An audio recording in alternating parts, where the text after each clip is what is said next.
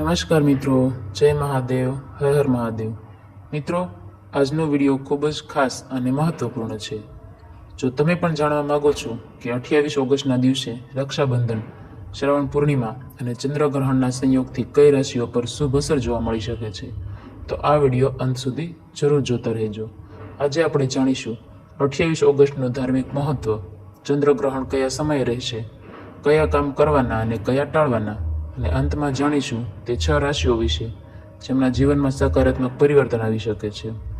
Video શરૂ કરતા પહેલા એક નાની વિનંતી: જો તમે આ ચેનલ પર નવા હોય તો ચેનલને સબસ્ક્રાઇબ કરો, વિડીયોને લાઇક કરો અને કોમેન્ટમાં હર હર મહાદેવ જરૂર લખજો.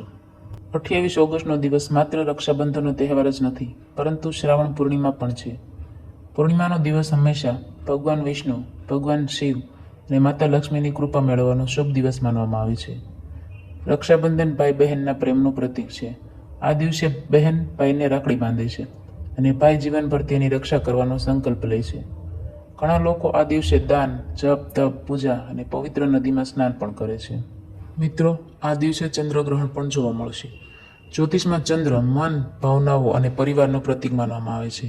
તેથી ઘણા લોકો આ દિવસે ધ્યાન, ભગવાનનું સ્મરણ અને સકારાત્મક વિચાર રાખવાની સલાહ આપે છે.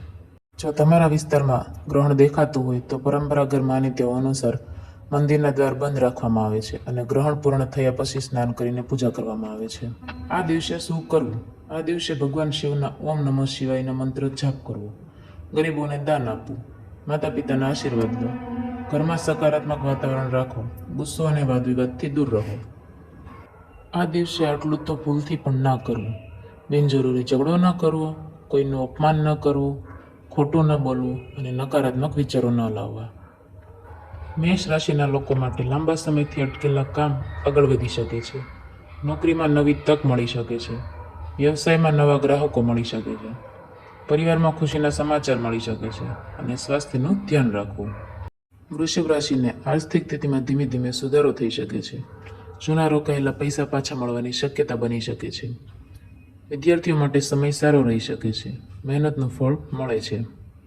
સિંહ રાશિ, આત્મવિશ્વાસમાં વધારો જોવા મળી શકે છે. સરકારી કામમાં સફળતા મળે છે.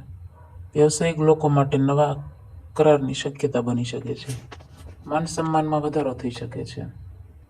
કન્યા રાશિ, પરિવારમાં સુખ શાંતિ વધી શકે છે. નવી યોજના શરૂ કરવા માટે સમય અનુકૂળ રહી શકે છે. મિત્રોનો સહયોગ મળશે. લાંબા સમયથી ચાલતી સમસ્યાઓનો ઉકેલ મળી શકે છે. તુલા રાશિ, ધન લાભના નવા માર્ગ ખુલતા જોવા મળી શકે છે. દાંપત્ય જીવનમાં મધુરતા આવશે. વિદેશ સંબંધિત કામમાં સારા સમાચાર મળી શકે. ભાગ્યનો સાથ મળી શકે છે. મીન રાશિ, ભગવાન શિવની કૃપાથી આત્મવિશ્વાસ વધશે. નોકરીમાં પ્રમોશનની તક મળી શકે છે. વ્યવસાયમાં લાભો મળી શકે. પરિવારમાં આનંદનું વાતાવરણ રહેશે. મિત્રો, જો તમારી રાશિનું નામ આ યાદીમાં નથી તો ચિંતા કરવાની જરૂર નથી. દરેક વ્યક્તિનું જીવન તેની મહેનત, સારા કર્મો અને યોગ્ય નિર્ણયો પર આધાર રાખે છે. સકારાત્મક વિચારો રાખો, ભગવાન પર વિશ્વાસ રાખો અને સતત મહેનત કરો. મિત્રો, આજના વિડીયોમાં આપણે 28 ઓગસ્ટના રક્ષાબંધન, શ્રાવણ પૂર્ણિમા અને ચંદ્રગ્રહણના ધાર્મિક મહત્વ વિશે માહિતી મેળવી અને જાણ્યું કે કઈ રાશિ માટે આ સમય સકારાત્મક બની શકે. યાદ રાખો, જ્યોતિષ ભવિષ્ય વિશે સંભાવના દર્શાવે છે, પરંતુ જીવનમાં સફળતા માટે મહેનત, સારા કર્મ અને યોગ્ય નિર્ણય સૌથી વધુ મહત્વના છે. જો તમને આ વિડીયો પસંદ આવ્યો હોય તો લાઈક કરો, તમારા મિત્રો અને પરિવાર સાથે શેર કરો, કોમેન્ટમાં જરૂર લખો હર હર મહાદેવ અને તમારી રાશિનું નામ લખો. આભાર. જય મહાદેવ, હર હર મહાદેવ.